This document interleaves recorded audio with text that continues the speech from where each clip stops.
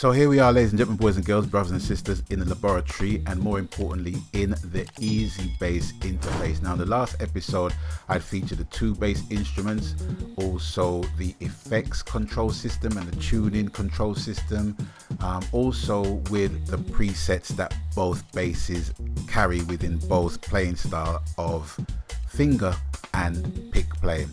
So now we're going to go from left to right where the tabs are concerned. So we've covered the bass, so next we're going to go into the grooves.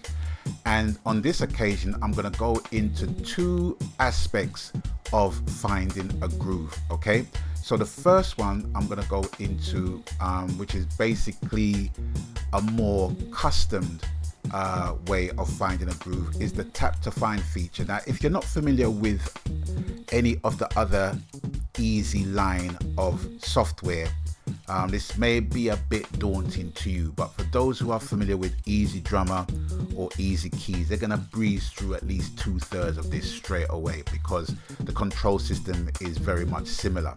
Okay, so the tap to find feature is a very novel feature where you basically click on that button. I want to start at the bar, okay? 1, 2, 1, 2, 3, and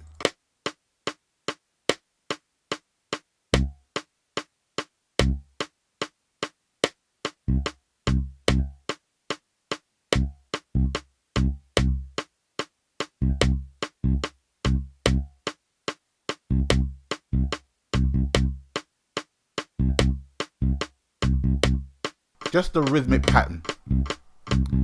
Okay, so it's just giving me a rhythmic pattern based upon the pattern that I have played. So if I go to the right and click find similar grooves, click on that, it will give me a selection of grooves that closely matches to the groove I basically played.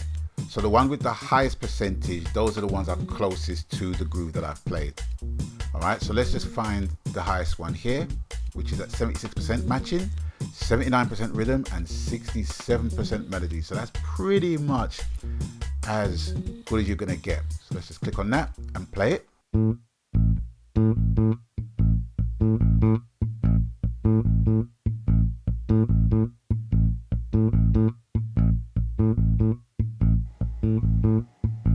Okay, so we found a groove, right? So what we can do with this, we can grab it, drag it, and bring it right down to the timeline. Now the good thing about it is that it's actually given me a lot of information within the one action. It's given me the color coding of the part of the song, which is the verse, which is at the top. It's given me the notes played, and it's given me the notation at the bottom of the bass line that is played. And that for me gives me enough information so I know what I can play with here. All right, so let's just play that riff again. And that's playing straight A minor, I think. So if I want to change the notes, what I can do, I can press the add edit chords, which is here. Click on that and it will give me the beloved chord wheel. Now this is featured on Easy Keys as well. So if you're familiar with Easy Keys, you know how to do this already. If you're not familiar with Easy Keys, basically it features the chord wheel where within a certain range of chords that you play or that you select, you have the ability to change the chords to the chords that suits you. Okay, so at the moment we've got A minor. So when you click on that, it will actually play, and it's just playing that section there, this section, the first quarter of that section. So if I want to change it to, let's say, E minor, it will give me a preview of that. Add a chord, let's go into G. Now let's go into D minor. And then let's go into, keep it on E minor. And then move one up and go into D minor again. All right, so let's just press stop, take us out of the chord wheel, start from the beginning again, and then press play.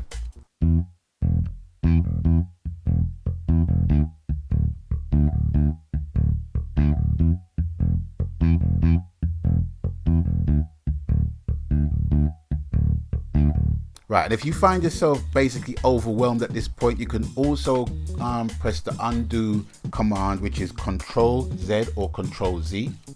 All right, so let's just do that. And it will go back to the original chord or the note that you imported the riff from in the first place. All right, so we got, see, A minor. So there you have it. That's one aspect with the tap to find and finding the groove that best suits the style that you tapped into the computer.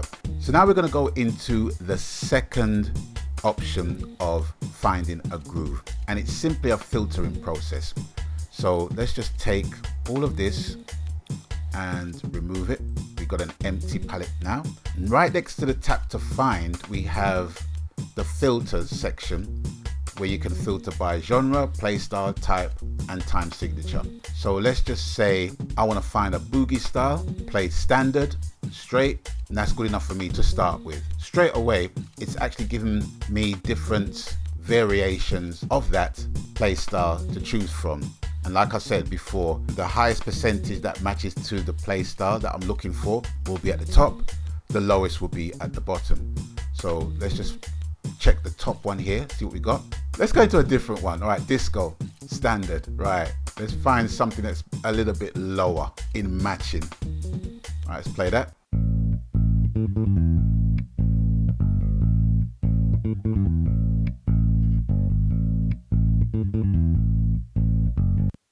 So straight away, once again, it's giving you a lot of information. At the top part, it shows you the song part, color coded, which is the chorus. The second one in the middle is giving you the chord, the bass chord, basically. And the third level is showing you the notation of the bass. And as per last example, you can change the notes within the play style of the bass that you have chosen as part of the groove you have chosen. So that pretty much is basically it for now in terms of the groove section. The next section I want to go into on another episode is the grid editor, where within the notation of the bass groove is how you can manipulate the notation and manipulate the articulation in terms of like the bass slide, notes leading to a riff and what have you. So I'm going to go into that on another episode. So I want to thank you guys for watching. Thank you guys for stopping by. And as always, you don't know the coup. If you have learned something from this episode, please smack a like, please smack a subscribe, and smack the notification bell so you can get advanced notifications of when my uploads are uploaded. Stay blessed. I'm out of here. Maganski. Laters.